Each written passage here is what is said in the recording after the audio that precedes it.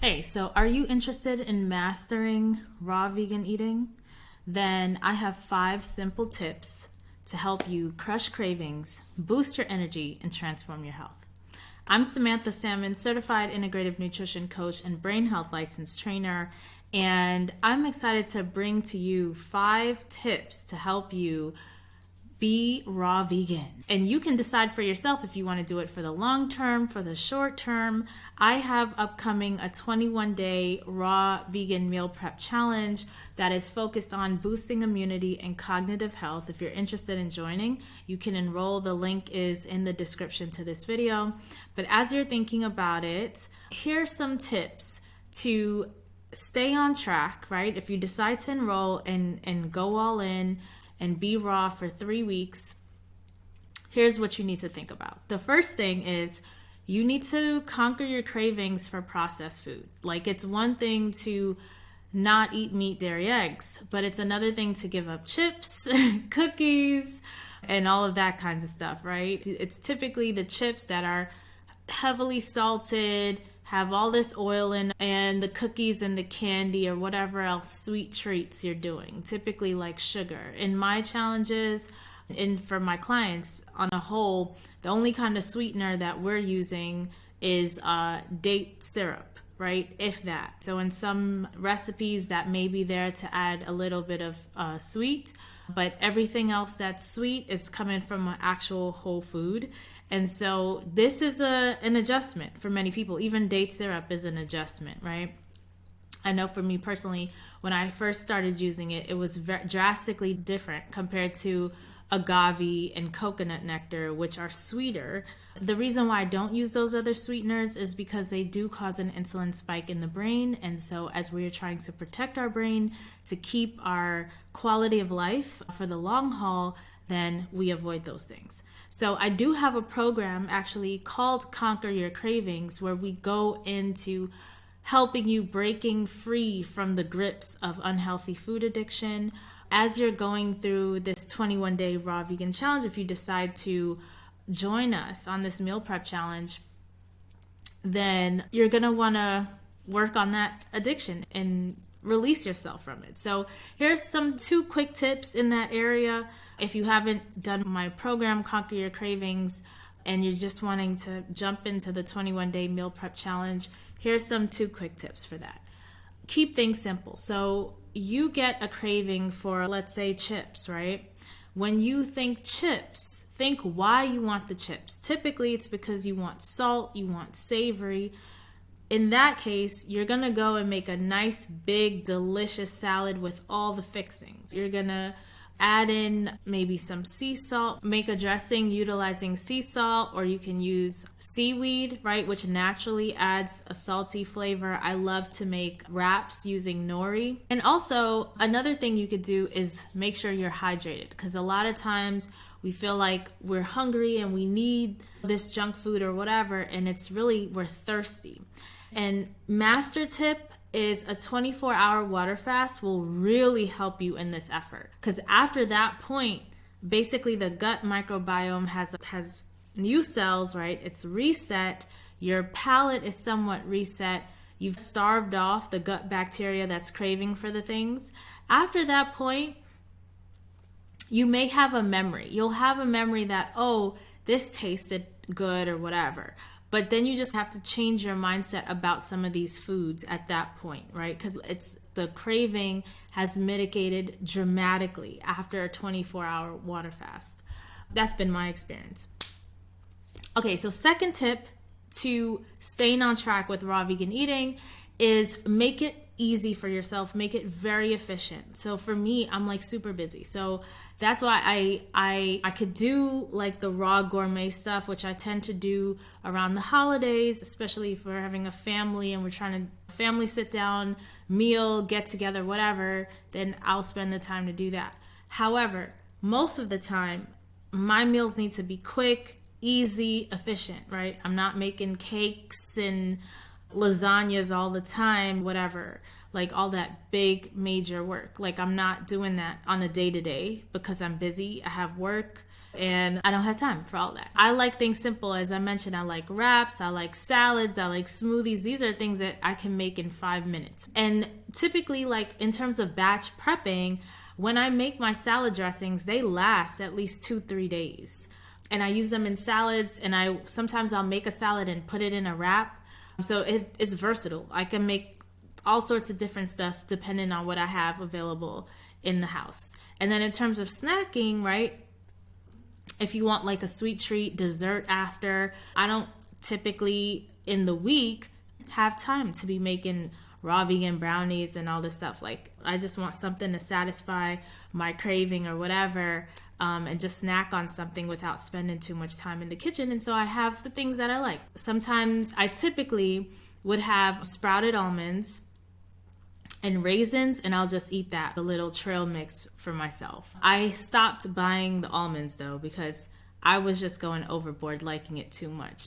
I do typically have like raw cashews, and all of these nuts are unsalted, right? So I'm not triggering any addiction centers in the brain. They're just scratching the itch of just needing to chew on something, maybe feel a little satisfied or whatever.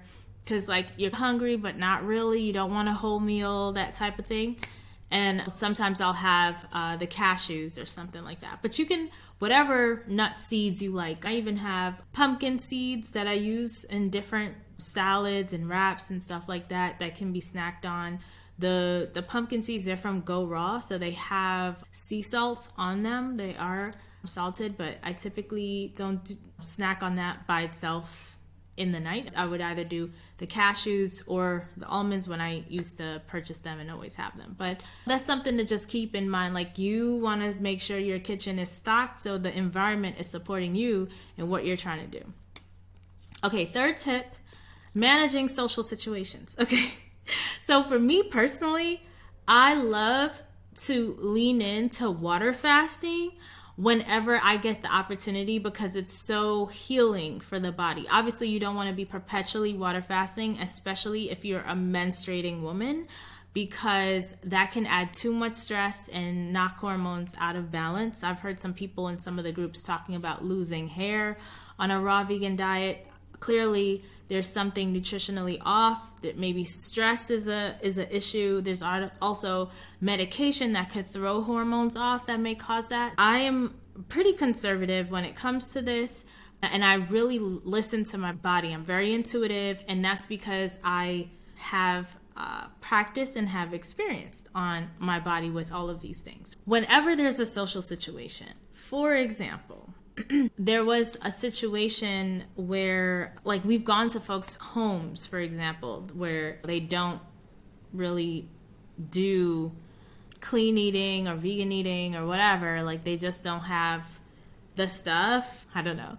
Or maybe they just don't want to get judged. I don't know what it is. And then I go there and I bring water, like clean water, and I drink. And that is my fasting period. And I love it. I appreciate it because it's so much easier for me to water fast away from my kitchen. My kitchen is really set up for the healthy, clean eater. I'm like, as I'm looking right now, I'm looking at my maca powder, my raw organic almond butter, my organic hemp seeds, my golden milk mix with all the healthy, clean, delicious stuff, turmeric, cardamom, ashwagandha. I have all my stuff. I have fruit, I have greens, broccoli, romaine lettuce, kale, like all sorts of like healthy, clean stuff. I got my nori. So if I want to water fast, I have to make it's like harder at home.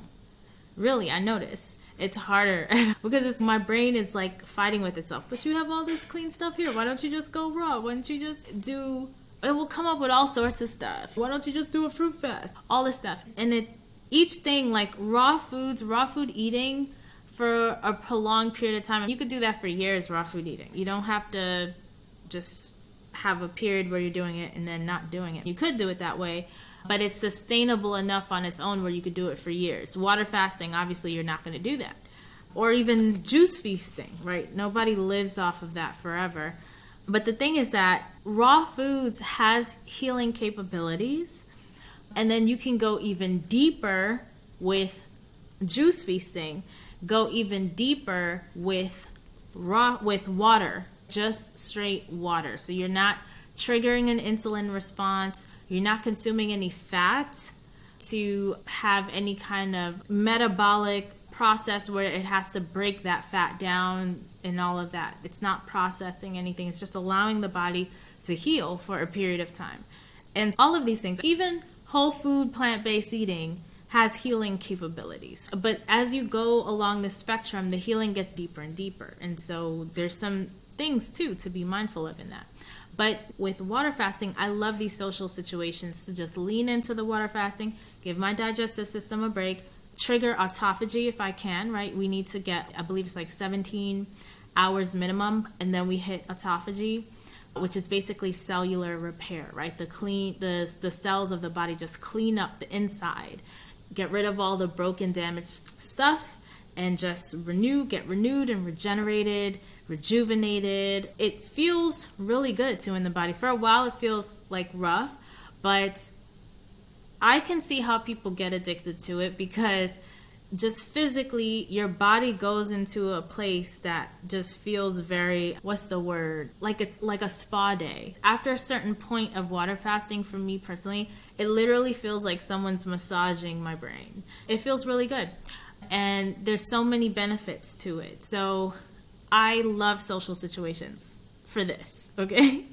Me personally. Of course, you could bring a raw food dish so you can share with people and you have something to eat. You could bring snacks. If it's not a thing where you want to share with others, you just want to make sure you're not hungry, you could bring snacks like the nuts and the raisins and stuff like we talked about before. Bring your own green juice. I've literally gone to family members' homes and brought my own salad dressing because I just didn't know what they were going to do, and at least I'll have something that I know would taste good. And you can educate people if they ask, oh, why are you da-da-da? Oh, because I eat this way, it makes me feel great, it provides hormonal balance, it's good for my brain health, whatever. Like, I'm trying to release this excess fat, and this is the most fun way that I found to do it. Like, whatever it is you want to share, you can educate them or not. Some people just don't even want to spend the energy really on other people, but it may be a great opportunity for them. For me personally, because I do this as a job, like work, right? So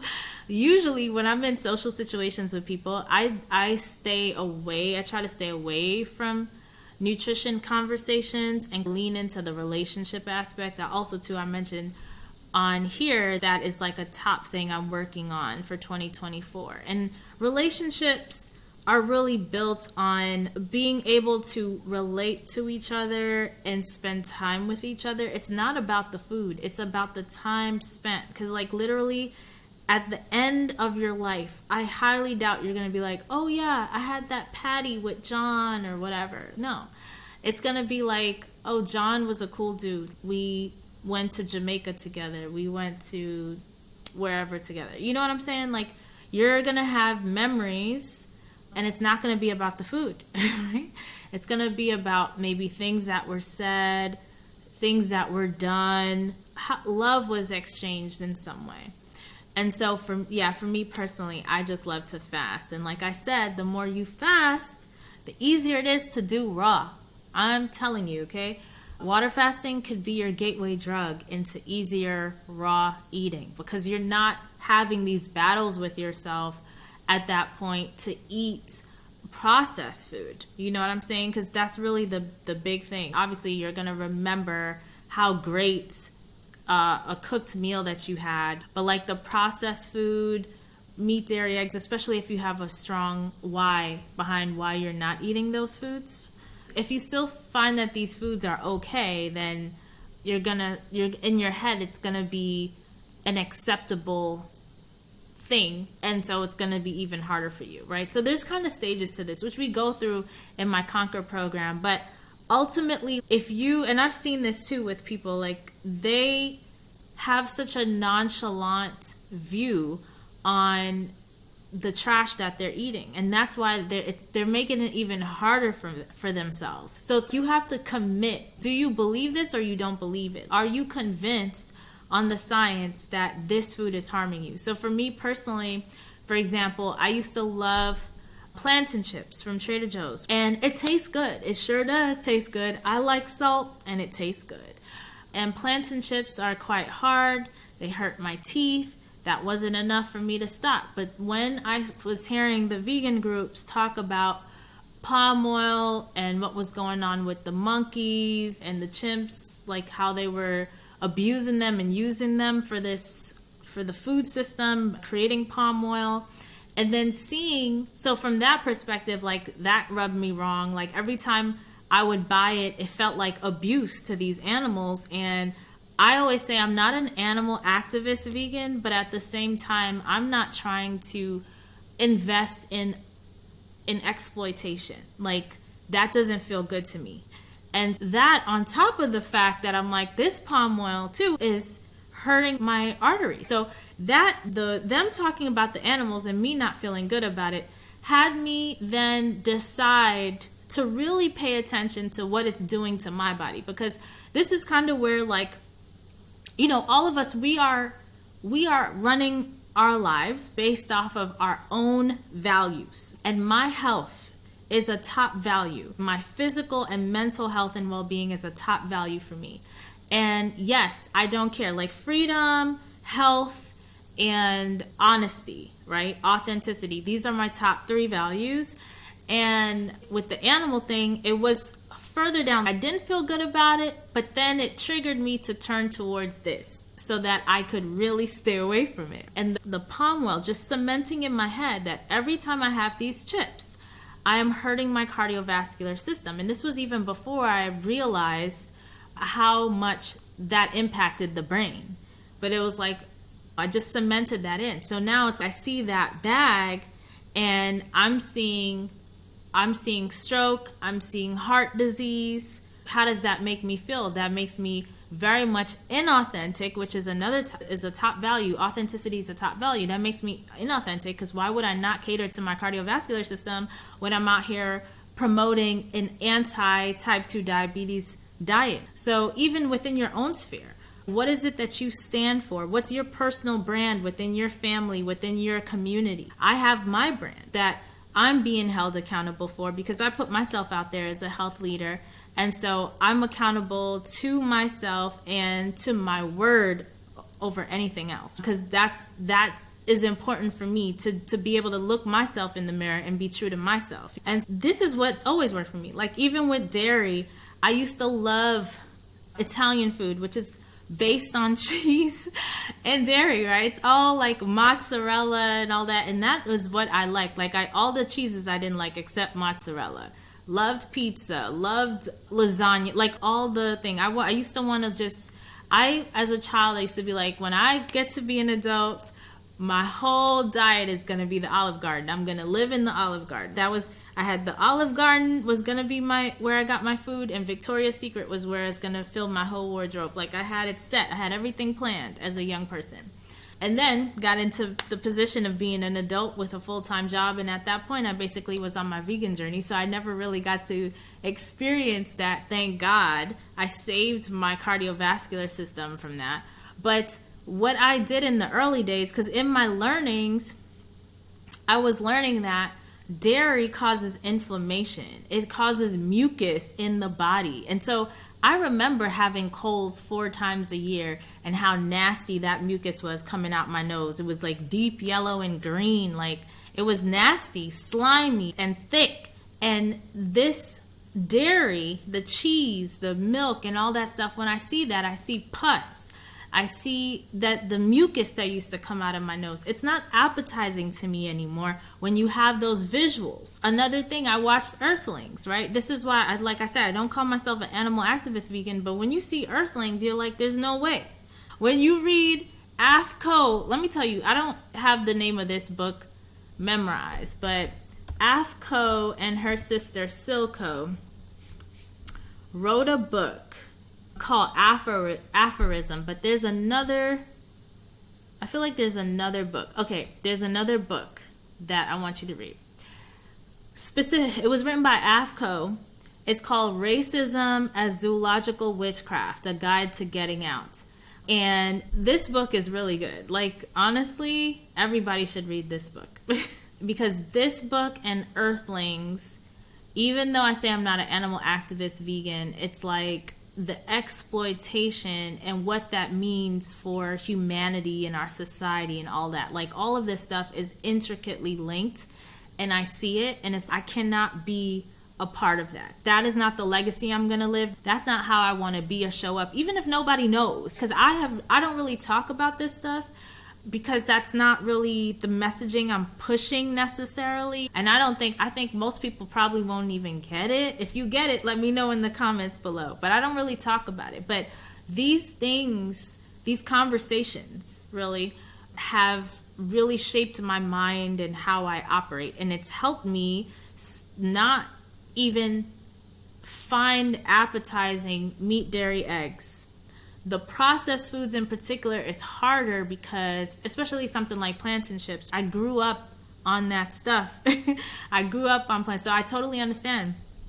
And it's kind of like you have to look at the ingredients and see the ingredients for what they are and remind yourself over and over, this is not a friend. This is an adversary, right? This is causing my decline, and this is basically cardboard. So it's, even if in my head, if I'm like, ooh, I would love some plantain chips, and I'm doing raw, I run home to have a salad. I've even tried making plantain raw in the dehydrator, and it came out great. It was a nice snack, right? Kept it raw, and it was delicious. Or I can make even cooked plantain if I'm not doing fully raw. But if we're trying to do fully raw, you can do raw plantain. Like you just slice it up, get ripe plantain, slice it up, put it in the dehydrator for a few hours. And I have that in one of my recipe books that I give to my clients. And you snack on that. Okay, so fourth thing, fear of nutrient deficiencies. You got to overcome this fear, okay? I don't know why people think that they're going to somehow be deficient in nutrient eating fruits and vegetables, but never question it when they're eating Taco Bell, McDonald's, KFC, Popeyes. Come on, guys. Like, honestly, you are going to, like, when it comes to balance, like, you can literally have a whole bowl of grapes and nutritionally nutritionally be balanced. You know what I'm saying?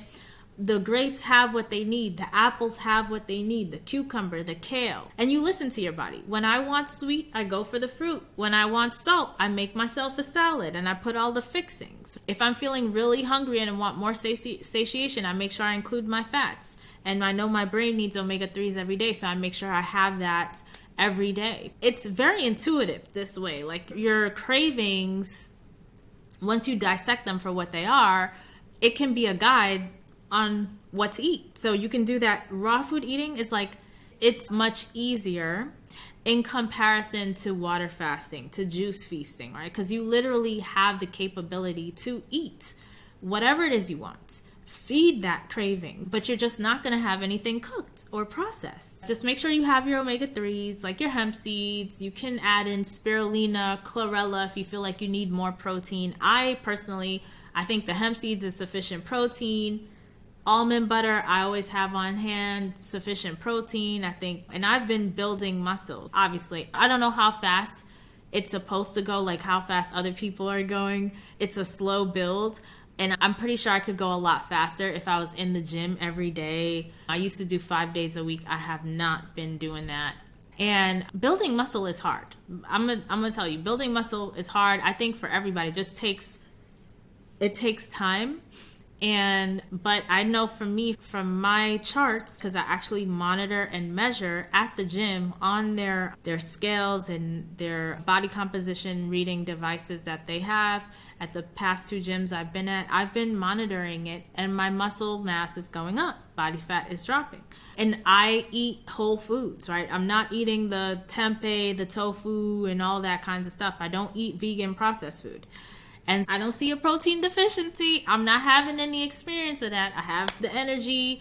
I'm lifting the weights. I'm doing all the things other folks are doing, and I'm not seeing a deficiency. Also, too, I rotate my greens. I rotate my fruits. I go into the store and I see what's in season. What do they have available? What's cost effective, right? I'm not nickel and diming my farmers. I buy the produce that I want, that I see is in there. Obviously, cherries aren't always in season. When they come in, I scoop them up and stuff like that. But if you have concerns, right? If you actually ran your labs and you are in danger zone with some of your numbers and you feel like you can't eat enough to compensate, then you may want to supplement. And so you want to make sure that the supplement that you're taking, you're actually getting the benefit from. So I always recommend that folks journal, right? Like why you're taking this supplement, what are you looking for, and over 30 days do an assessment. Did I make any improvement? And did I make any improvement, however small it was, right? Was there some kind of improvement? So you could really make an assessment if this supplement is even worth your time and money. Okay, the fifth, last, final thing, stress, right? Staying consistent when life is so stressful. Life be lifing, right? So in times of stress, obviously you could eat your feelings, right? You want sweet, there's like fruit there. You could have raisins and nuts, something dense. You can actually spend the time to make the raw gourmet desserts and stuff like this. You could do that. Another thing I would recommend though is, just for the sake of your digestive system, right, is to find other ways to mitigate the stress. So for me personally, this is another reason why water fasting is really helpful for me. Water fasting forces me to take a time out from life because I rest. After a certain period, I'm not able really to focus on work or do anything strenuous with my brain. So I don't work. I relax in the bed. I may get up, walk around, go for a walk or whatever, but I'm relaxing. I'm disconnecting from my computer, from anything and everything. I only do what's fun. I try to boost oxytocin as much as possible. So that's hugs, time with family, all the like nice relaxing stuff. Basically a staycation. I read, I do mantras, whatever it is that's fun to me. Journal, all of this stuff. And this allows me just time to release the stress, right? Meditation is helpful for stress. Exercise is helpful for stress. And two, it really matters where the stress is coming from. So we dive deeper into that. What is triggering the stress that will trigger unhealthy eating pattern? We go into that in my Conquer Your Cravings 3-month immersion program. But we're going to touch on it a little bit during our group calls in the 21-day immunity and cognitive health meal prep challenge that starts October 1st. So if you're interested in that, the link to enroll is going to be in the description. I really hope that this has been helpful for you. This has been what's helped me on my journey. And every time I decide to incorporate cooked food, it's a decision on my part. It's not that I can't stay raw if I want to. It's that literally I don't want to and I don't see the need. For some people, maybe you want to and you see a need, you have a goal and you feel like this is the right path for you to stay on 100%, which is great. Listen to your body, go for your goals, definitely. And also know that there are many ways to get to a goal. So you never feel like you're forced to do something, because when you're feeling like you're forced to do something with your diet, this is now you enter into an unhealthy relationship with food. Obviously, your food needs to be serving you and your health. Raw foods is a great tool for that. It's not the only tool, but it's a great tool for that.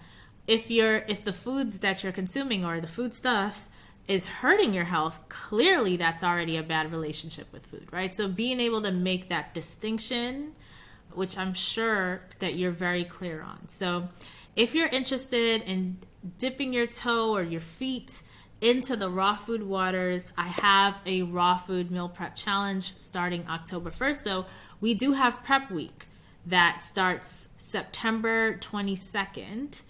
And so you want to make sure you get in with enough time to prep. Make sure you go shopping, get the stuff on your shopping list for the first week's recipes that we're making, okay? I hope to see you there. And until next time, be well.